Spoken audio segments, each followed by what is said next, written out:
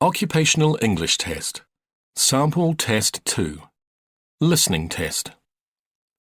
This test has 3 parts. In each part, you'll hear a number of different extracts. At the start of each extract, you'll hear this sound. You'll have time to read the questions before you hear each extract, and you'll hear each extract once only. Complete your answers as you listen.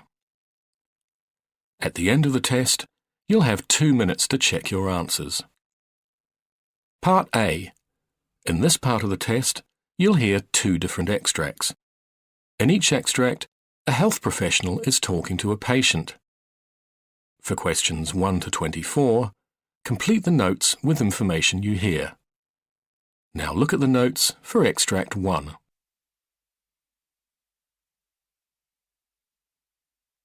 Extract 1. Questions 1 to 12. You hear a gastroenterologist talking to a patient called Andrew Taylor. For questions 1 to 12, complete the notes with a word or short phrase. You now have 30 seconds to look at the notes.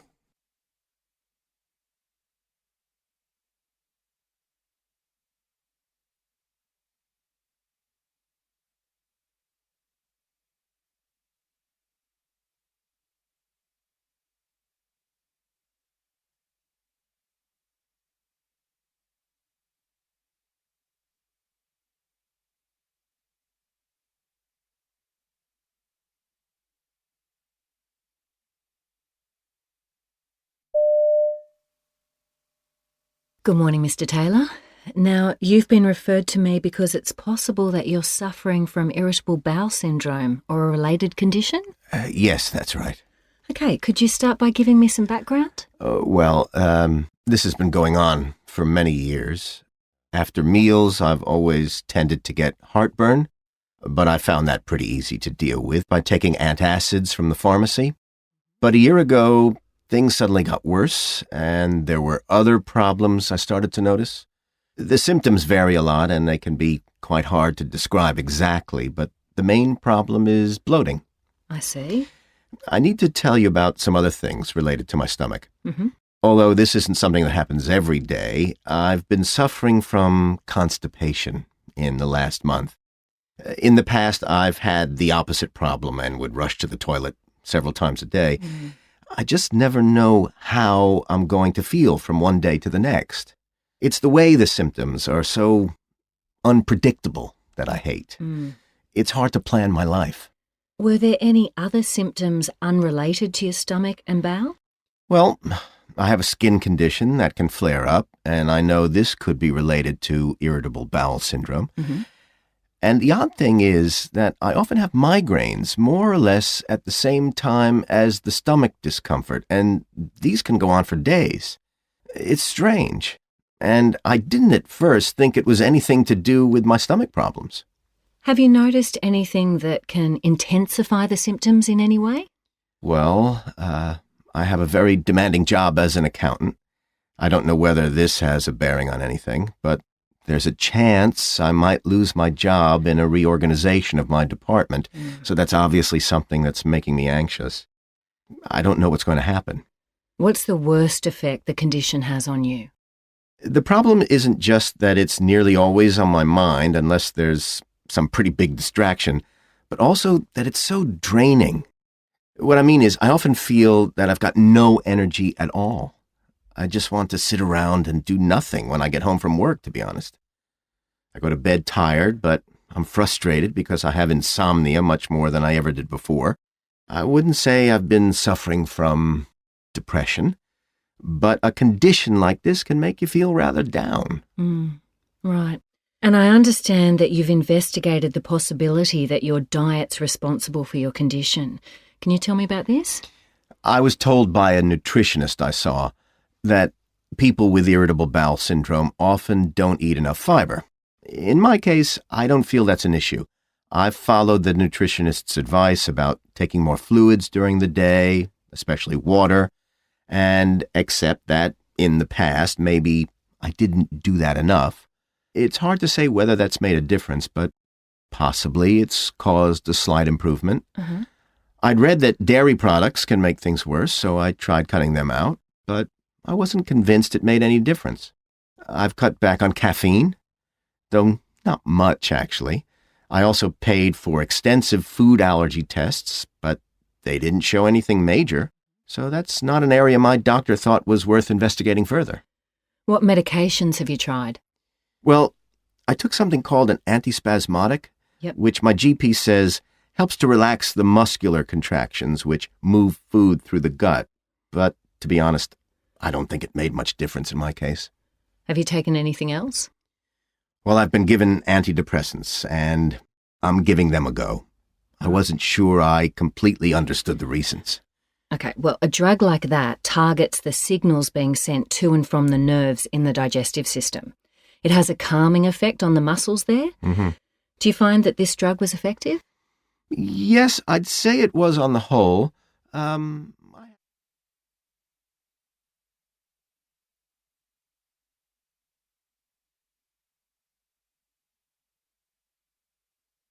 Extract 2. Questions 13 to 24. You hear a hospital neurologist talking to a new patient called Kathy Tanner. For questions 13 to 24, complete the notes with a word or short phrase. You now have 30 seconds to look at the notes.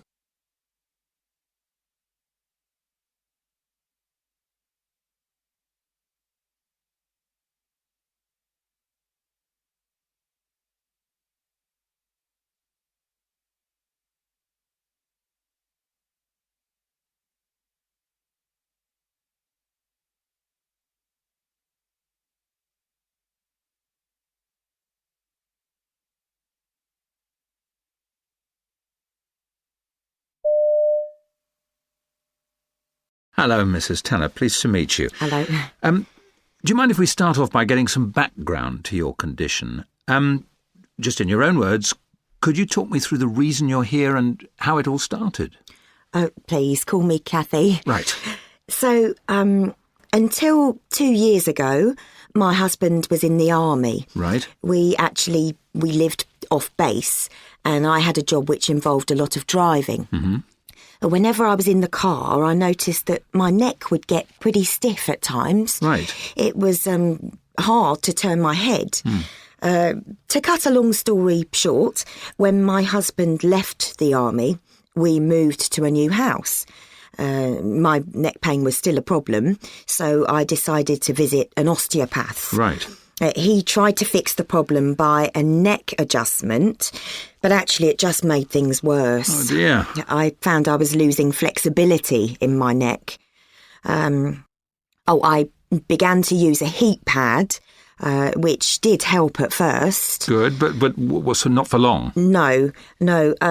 About a month or two on, I started to get this sort of feeling that something was pulling my head over towards my right shoulder. Right. It was painful and embarrassing because I couldn't keep my head straight. Of course. I'd managed to hide it from everyone around me until then. About this time, one of the doctors I'd seen thought physiotherapy might help and sent me to a nearby clinic. Mm-hmm. So I started going in regularly for treatments. And one day, the head of the clinic looked at me while the therapist was trying to position my neck and whatever. And he said, "You know what your problem is, don't you?" And I replied that I didn't. And he told me that I had spasmodic torticollis, and I had no idea what that was.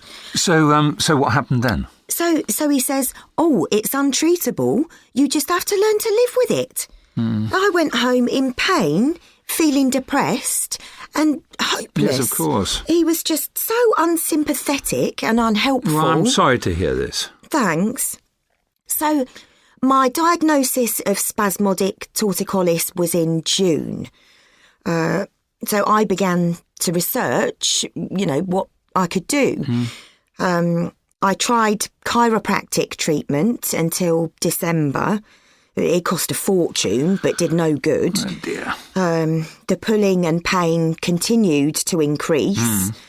I saw a couple of neurologists and I was put on a drug called Baclofen, but it really didn't make any difference. Yes, that wouldn't do much for your condition. Oh, right. Anyway, the one really good thing I did at that time was to join a support group for spasmodic torticollis patients, so at least I knew I wasn't alone with the condition. But mostly, I just sat at home a lot. In order to get a bit of pain relief, I got myself an orthopedic chair, and that did give me some support. Right. In November, I saw something in a magazine in the medical section. It mentioned some new treatments being done at the university hospital to treat things like spasmodic torticollis with botox.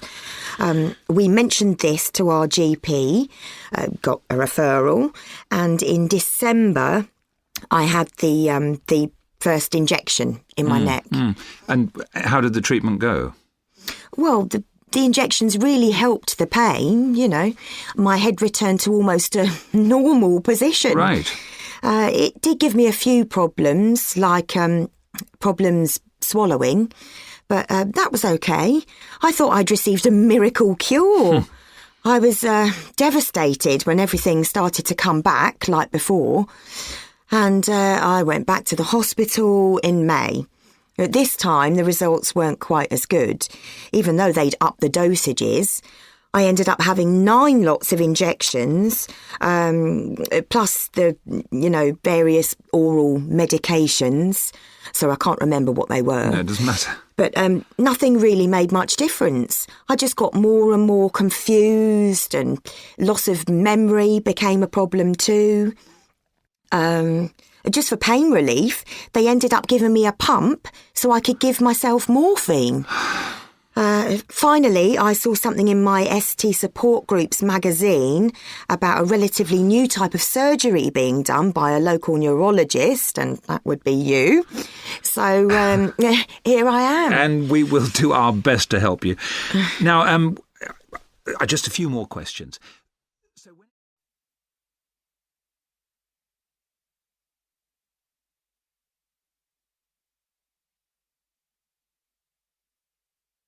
That is the end of Part A.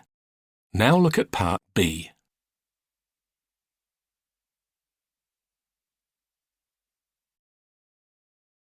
Part B. In this part of the test, you'll hear 6 different extracts. In each extract, you'll hear people talking in a different healthcare setting. For questions 25 to 30, choose the answer A, B, or C, which fits best according to what you hear. You'll have time to read each question before you listen. Complete your answers as you listen. Now look at question 25. You hear an optometrist talking to a patient who's trying contact lenses for the first time. Now read the question.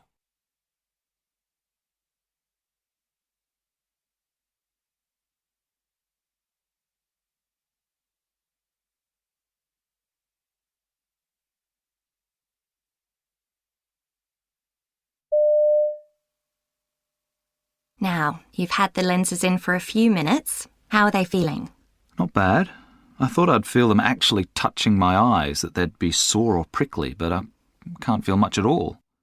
My eyes do feel a bit watery, though. It's okay. You've just used too much solution. Now, in a few minutes, I'll get you to try taking them out and inserting them again by yourself. I had no trouble taking them out earlier, but I'm not confident about putting them in. I worry I'll press too hard. That's unlikely to happen. Things look rather distorted, though. I mean, I can't make out the letters on that chart. Any of them? Those lower down. Let's give things another minute to settle down.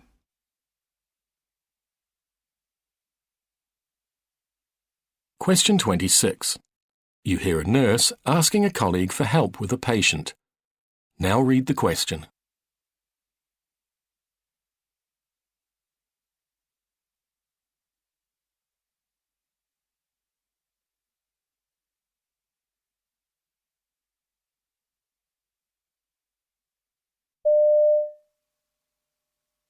Kathy, could you help me with the patient in bed 103?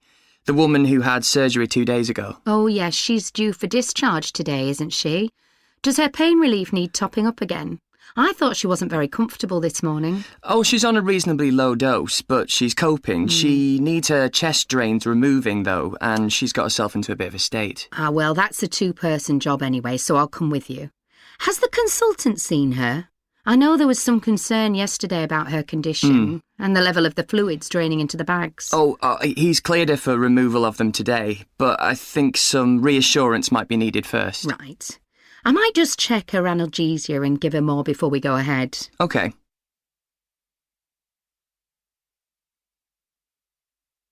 Question 27. You hear a senior nurse talking about a new initiative that has been introduced on her ward. Now read the question.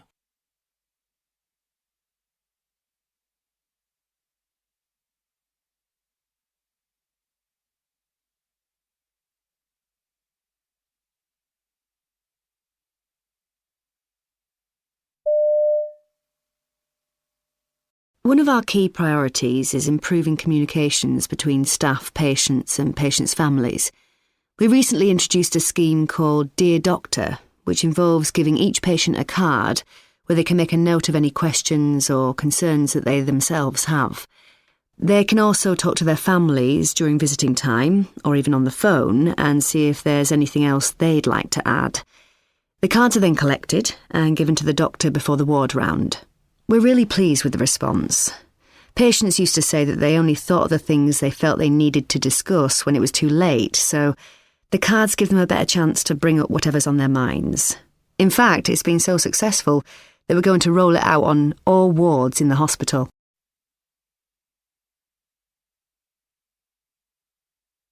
Question 28. You hear two radiologists talking about the type of scan to be given to a patient.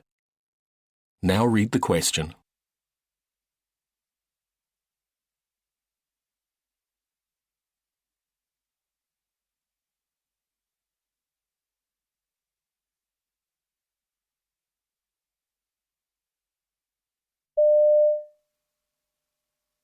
I've just had a phone call from emergency. They have an 11-year-old boy with right lower quadrant abdominal pain.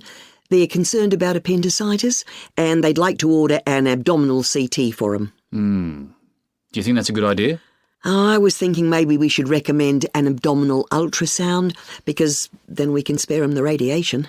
Is there any concern in this case around using ultrasound instead of CT? Accuracy, for example. The sensitivity is slightly less than the CT, but the specificity is almost the same, so I think we can rely on the results. OK. It means we can avoid the child being subject to contrast exposure as well. But what would we do if the ultrasound doesn't answer the question? If we can't visualise the complete appendix, then we can recommend an abdominal CT. OK, we have a plan. Call them back and let them know.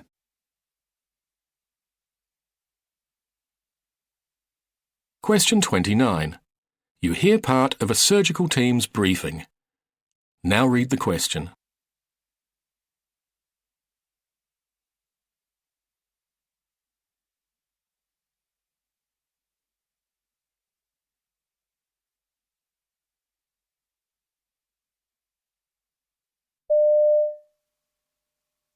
OK, next is Mr. Malloy's repeat laparotomy.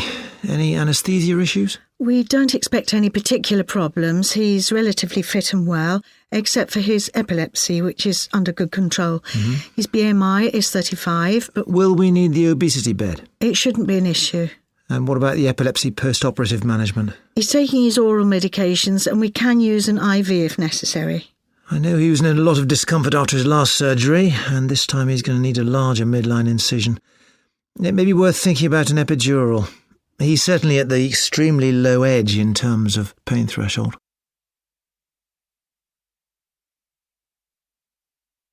Question 30. You hear a senior research associate talking about a proposal to introduce interprofessional primary healthcare teams. Now read the question.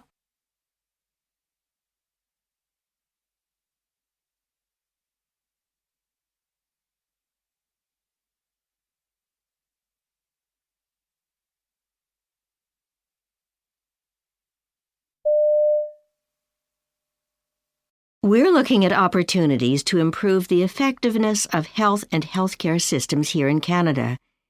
One of the interventions we're looking at is interprofessional primary care teams, groups of professionals working together collaboratively to provide services including healthcare, social services, and advice to patients within the primary care setting.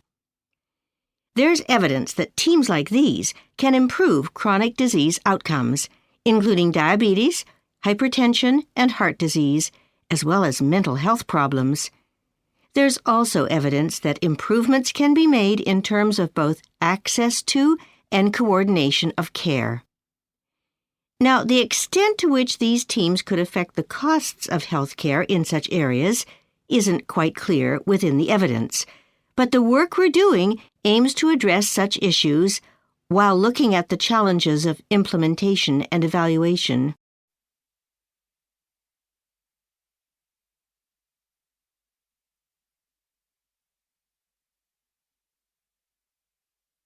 That is the end of Part B. Now look at Part C.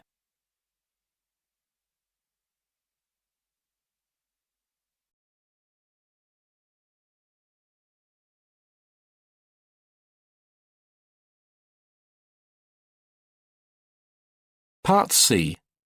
In this part of the test, you'll hear two different extracts. In each extract, you'll hear health professionals talking about aspects of their work. For questions 31 to 42, choose the answer A, B, or C, which fits best according to what you hear. Complete your answers as you listen. Now look at Extract 1. Extract 1, questions 31 to 36.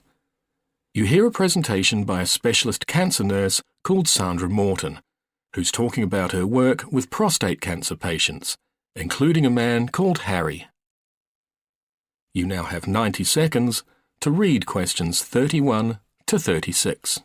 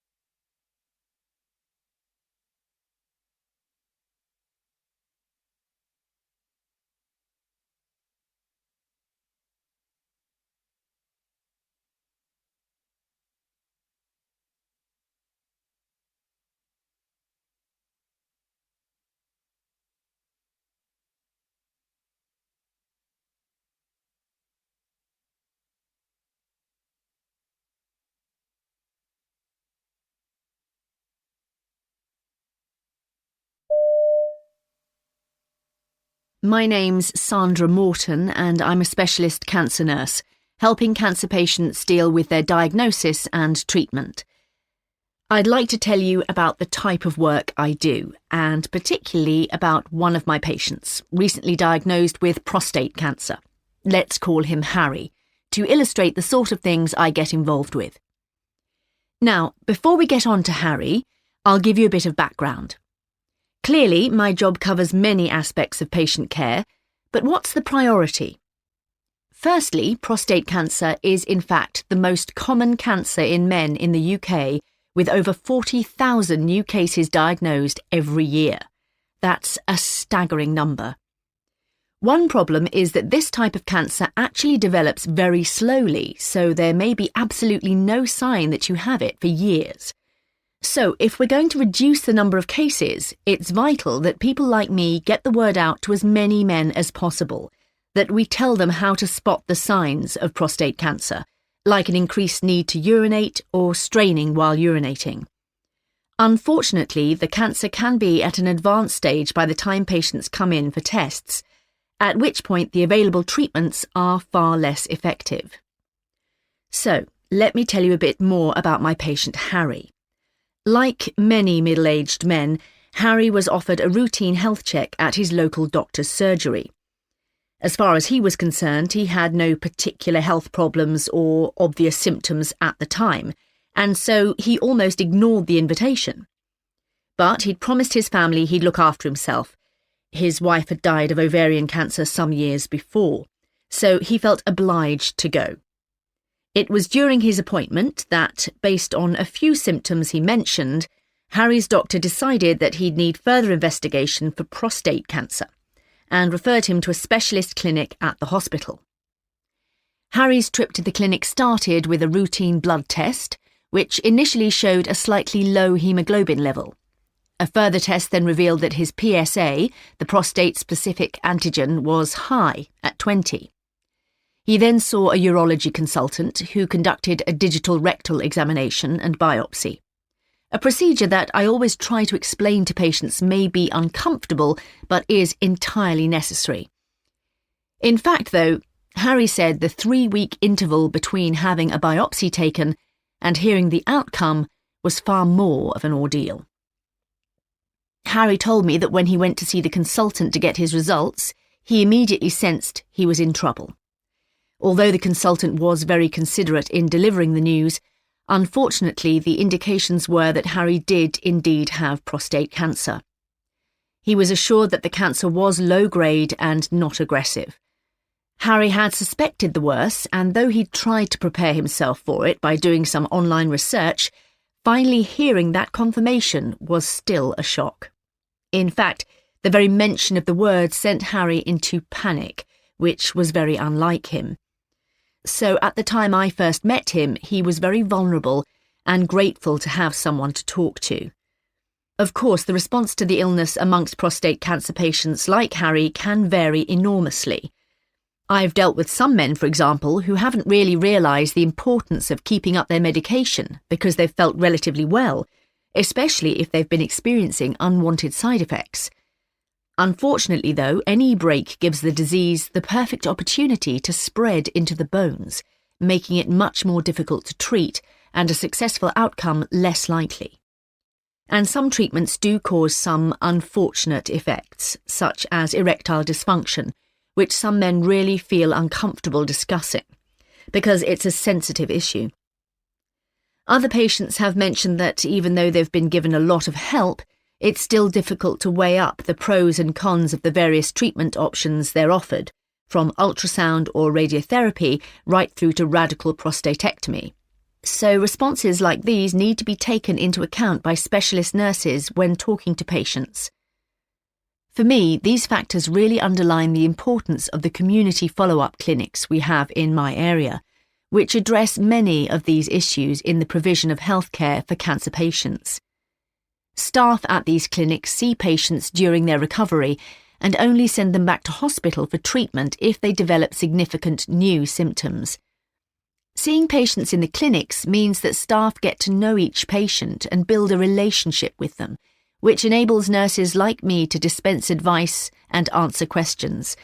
And although we have no firm evidence, staff feel that's far more beneficial to patients than attending a large hospital clinic. So we're hoping more clinics like these can become available.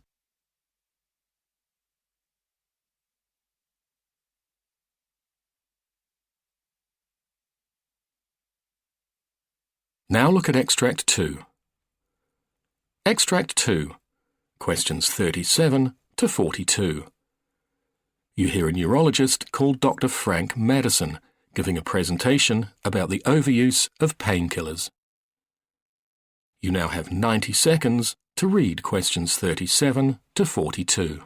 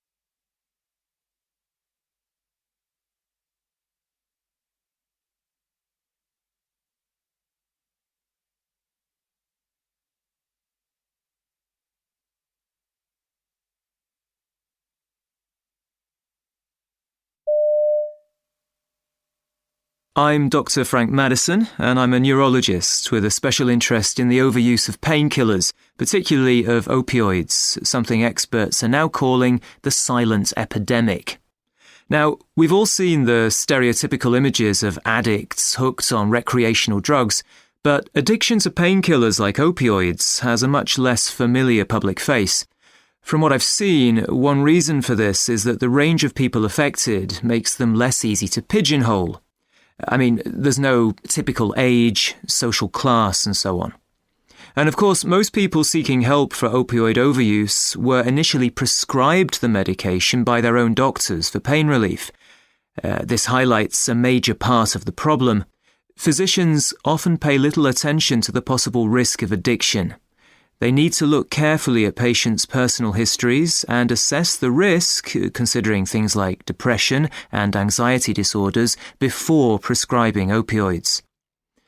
In recent years, there's been a dramatic increase in opioid prescriptions. I see a pattern not just of GPs overprescribing, but of GPs inappropriately prescribing. Sure, people want their pain relieved immediately, that's understandable, but proper pain management requires lengthy face-to-face input, which time pressures don't allow, so easier alternatives have become the default option. What's more, although opioids can provide effective relief in the short term, they shouldn't be the automatic first-line therapy. Many alternatives do exist, and they're no more costly. People generally think of pain as a direct symptom of a problem in the affected area. But pain is an extremely complex subject, and it's one that used to be underrepresented in medical education. Thankfully, that's no longer the case, and doctors now realise that when a patient complains of acute back pain, that pain may not be due to a clear and treatable disease, but that such pain often presents in people with other medical problems, and these need investigation. Although there are distinct types of physical pain, all too often, I see sufferers lumped together in one category, which means that unfortunately, not all treatments are going to work equally well. For example, we first need to know, is the pain caused by inflammation as opposed to nerve damage? Establishing this makes initial mistreatment far less likely, meaning that treatment is more effective and the risks of long-term problems are reduced. But it's not just opioids we need to watch. Patients often self-treat with readily available painkillers like paracetamol, and while such drugs play an essential role in pain management, people still need to know more about them. We've been pretty successful in publicising the dangers of accidental overdose, and clear information's given about the effects of taking these drugs long-term, so public awareness about increased tolerance levels is also gradually improving. Many doctors also now actively warn patients about the spiral of taking higher and higher doses for pain relief. Worryingly, though, I've seen cases where people on drug regimes for other conditions inadvertently take painkillers which add a potentially hazardous ingredient to the mix already in their system. This is something which needs urgent attention. I'd like now to talk about an osteoarthritic patient who was referred to me, a 30-year-old woman, let's call her Anne, suffering from sarcoidosis, an autoimmune disease leading to chronic organ inflammation. She was prescribed various drugs, but though the disease was soon brought under control, the pain lingered, with Anne gradually becoming dependent on prescription opioids. Typically, she was terrified of stopping them, yet the more she took, the worse she felt. The thing is, her prescription would have been ideal for short-term pain, like that following surgery, but should never have been given for the chronic pain she was experiencing. And we all know that living with medication dependency has devastating consequences, not only on social well-being, but also on ability to function professionally, as was the case for Anne. She eventually went on long-term sick leave, as often happens in such cases. Thankfully, Anne's now much better. Having recognised her dependence, and with the necessary support, tools and techniques, she's now off painkillers.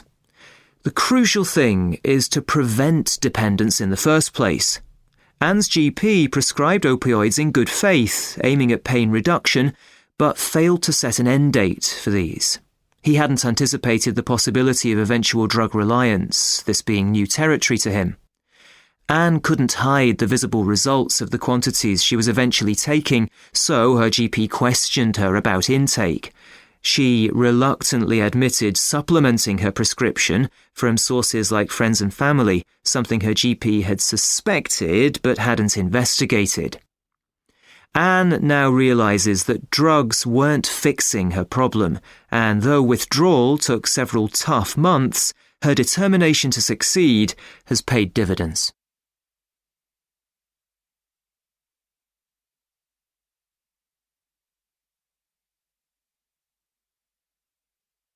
That is the end of Part C. You now have 2 minutes to check your answers.